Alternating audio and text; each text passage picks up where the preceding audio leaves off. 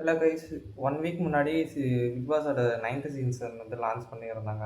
அ ஹானஸ்ட்டா சொல்லணும்னா, நான் இங்க பிக் பாஸ் பார்க்க மாட்டேன். எங்க வீட்ல டிவி இல்லன்றதுனால அத நான் பார்க்க மாட்டேன்.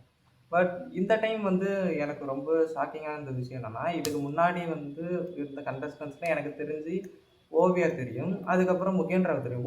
ஓவியா வந்து ஒரு ஆக்ட்ரஸ். அடுத்து முகேன் ராவ்ன்றது பிக் பாஸ் முடிஞ்சதுக்கு அப்புறம் தான் தெரியும். அவங்க ஒரு ஒரு சிங்கர், மியூசிக் பேண்ட் வச்சிருக்காங்க. மத்தபடி வந்து பெருசா எனக்கு வந்து யாரையுமே தெரியாது. ஆனா, எல்லாருமே வந்து ஒரு டிவி ஆக்டரோ, ஆக்ட்ரஸோ இல்ல ஒரு ஹோஸ்ட் இந்த மாரி தான் இருந்தாங்க. ஆனா, இந்த டைம் பார்த்தா எல்லாருமே வந்து சோசியல் மீடியா இன்ஃப்ளூயன்சரா இருக்காங்க. நம்ம திவாகர் சொல்லலாம். அடுத்து அரோரா, அகோரி கலையரசன் இதெல்லாம் வந்து கிட்டத்தட்ட ஒரு அன்எக்ஸ்பெக்ட்டா இருந்துச்சு. நான் கூட என்ன நெனச்சேன்னா, மீம்ன்னு தான் நெனச்சேன். கடைசில நெஜமாவே வந்து போட்டு வச்சிருக்காங்க. இது கொஞ்சம் கான்ட்ரோவர்ஷியலான ஒரு சீசன் தான். ஆக்சுவலி இந்த பிக் பாஸ்க்கு முன்னாடி ஒரு கான்செப்ட் இருக்கு. அதான் பார்த்தா பிக் பிரதர். பிக் பாஸோடைய ஒரிஜினல் வெர்ஷன். அது வந்து டென்மார்க்ல தான் ஃபர்ஸ்ட் லான்ச் பண்ணாங்க. அதுவே வந்து ஒரு 76 வருஷத்துக்கு முன்னாடி எழுதுன ஒரு புக்கோடைய கான்செப்ட் தான். அந்த என்னன்னாக்கா, அந்த புக்கோட பேர் வந்து 1984 இந்த புக் தான். கண்ண கூட அப்படியே வச்சிருப்பாய்ங்க.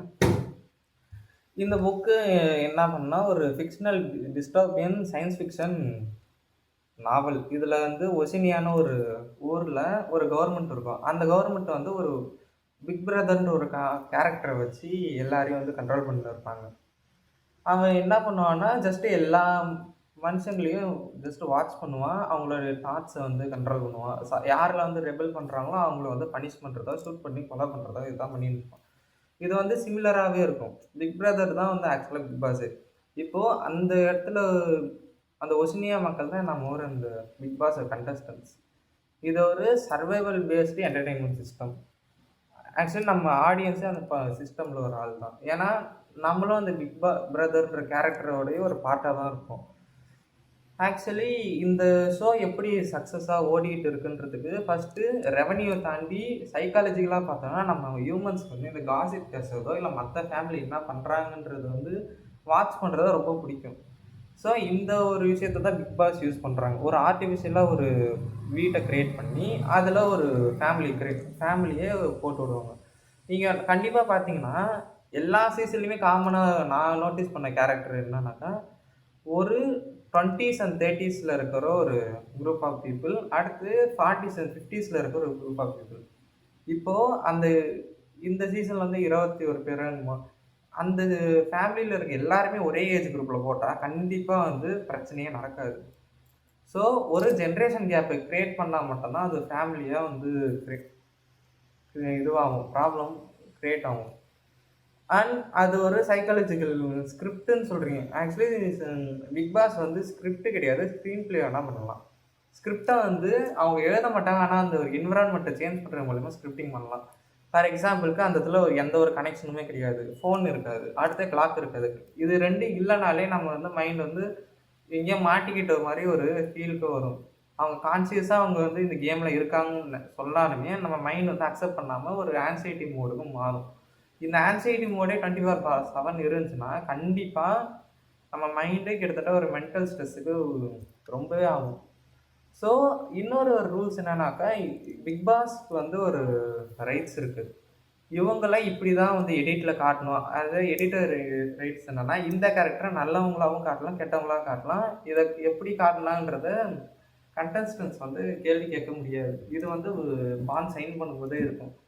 ஆக்சுவலி இது ஒரு ஸ்கிரிப்டட் கிடையாது. ஒரு ஸ்க்ரீன் பிளேன்னு சொல்லலாம். என்விரான்மெண்ட்ட சேஞ்ச் பண்ற மூலியமா, இங்க இருக்கிற ரியாக்ஷன சேஞ்ச் பண்ண முடியும். அதுக்கு எக்ஸாம்பிள் பார்த்தீங்கன்னா, 1 ஃபுட்ட வந்து லிமிட்டடா குடுக்குறது. ஸோ ஃபுட்ட லிமிட்டட் பண்ணாலே வந்து நம்ம மைண்ட் வந்து சர்வைவல் மோடுக்கு போயிடும்.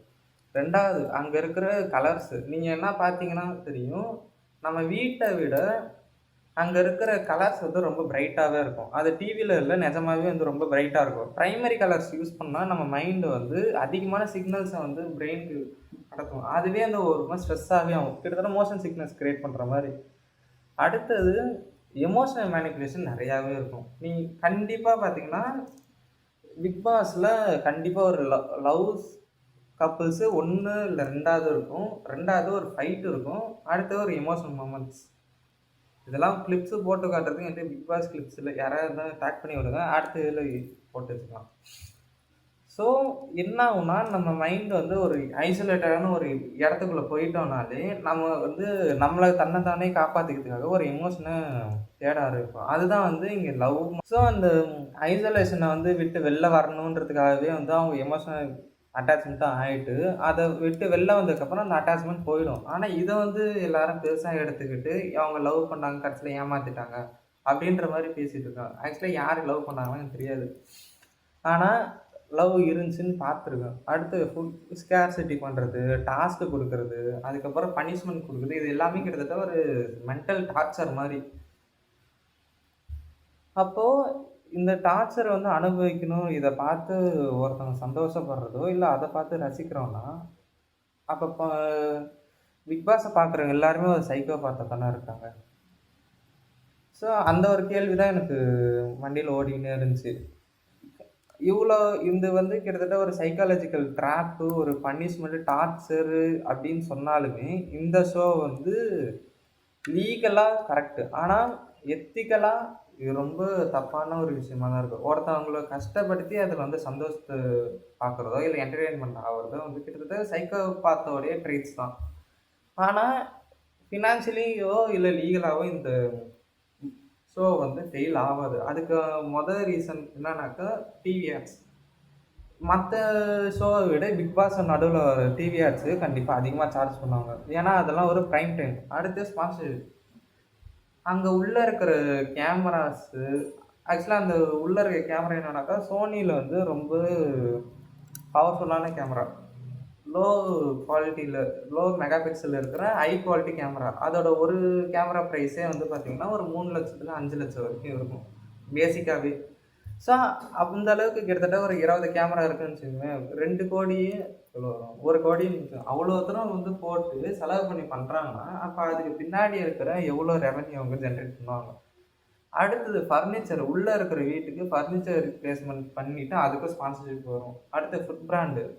ஆச்சி மசாலா, சக்தி மசாலா இதெல்லாம் வரும்.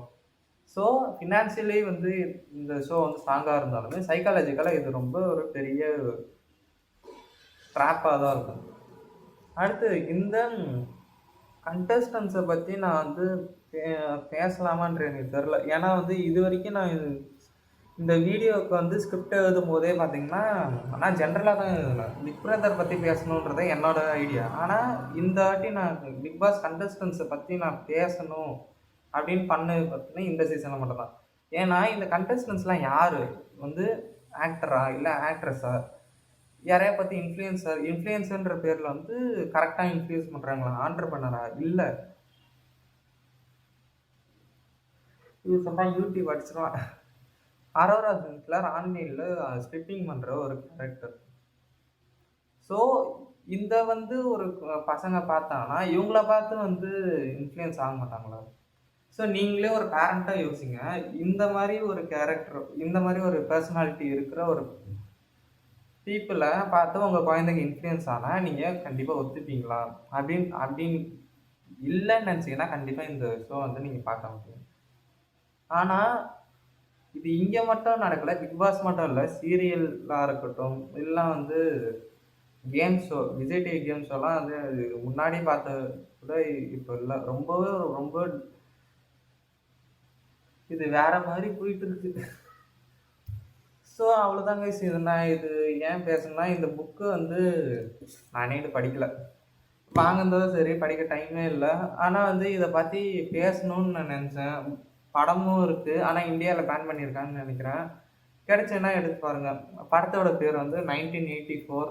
படம் பார்க்குறதுனா 18+ ஒன்லி. ஏன்னா உள்ள கொஞ்சம் எக்ஸ்ப்ளிசிட் கன்டென்ட் இருக்குன்னு சொல்லி இதிலயே போட்டிருந்தாங்க. IMDbல A+ போட்டிருந்தாங்க.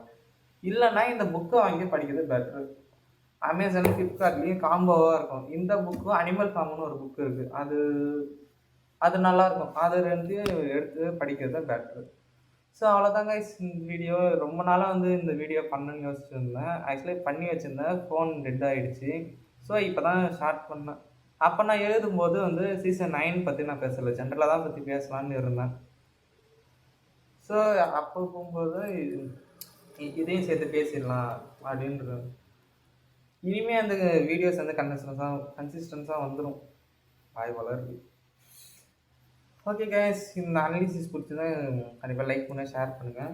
இதுக்கப்புறம் அடுத்த என்ன வீடியோ போடலான்றத பற்றி கமெண்ட் பண்ணுங்கள். அண்ட் உங்களுடைய இந்த சீசன் பிக் பாஸோடைய தாட்ஸ் என்னன்றதை கீழே கமெண்ட்டில் சொல்லிட்டு போங்க. ஏன்னா நான் பிக் பாஸ் பார்க்க மாட்டேன். ஸோ என்ன தான் நடக்குதுன்றது கொஞ்சம் தெரிஞ்சுக்கலாம். ஸோ அவ்வளோதான் கைஸ், பாய்.